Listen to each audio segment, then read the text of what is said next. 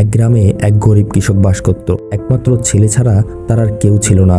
সে ছেলের সকল আবদার পূরণ করত। একদিন তার ছেলে তার গরিব বাবার কাছে এসে বলল, আমাকে 10,000 টাকা দাও, আমি ঘুরতে বেরোবো। কিন্তু গরিব কৃষকের কাছে কোনো টাকা ছিল না।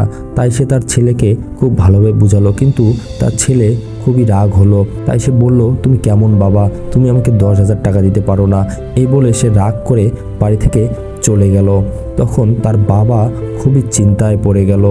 গরিব কৃষক ঠিক করলো তার একমাত্র জমিটুকু বিক্রি করে হলেও সে তার ছেলেকে টাকা জোগাড় করে দেবে।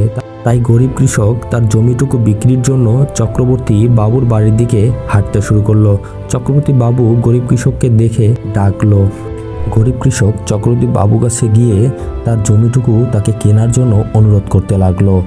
শেষ পর্যন্ত চক্রবর্তী বাবু গরিব কৃষকের টাকার অভাব বুঝতে পেরে জমিটুকু খুব কম দামে কেনার আগ্রহ প্রকাশ করলো এবং তাকে নগদ 10,000 টাকা দিয়ে দিল।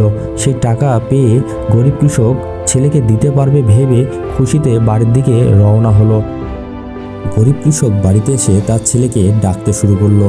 বাবার ডাক শুনে তার ছেলে দৌড়ে ছুটে এলো। গরিব কৃষক তার ছেলের হাতে টাকাটা তুলে দিয়ে বলল, এই নাও বাবা 10,000 টাকা, এটা নিয়ে তুমি ঘুরে এসো। এই বলে তার ছেলেকে সে ঘুরতে পাঠিয়ে দিল। এদিকে টাকার অভাবে এবং খাবার অভাবে গরিব কৃষকের শরীর খারাপ হতে শুরু করলো, কিন্তু ছেলেকে সে বুঝতে দিল না। অনেকদিন পর ছেলে বাড়িতে ফিরে এলে সে তার বাবার কাছে ছুটে গেল এবং দেখলো তার বাবা বারান্দায় শুয়ে আছে। তখন সে বাবাকে ডাকতে শুরু করলো, কিন্তু কোনো সাড়া পেল না।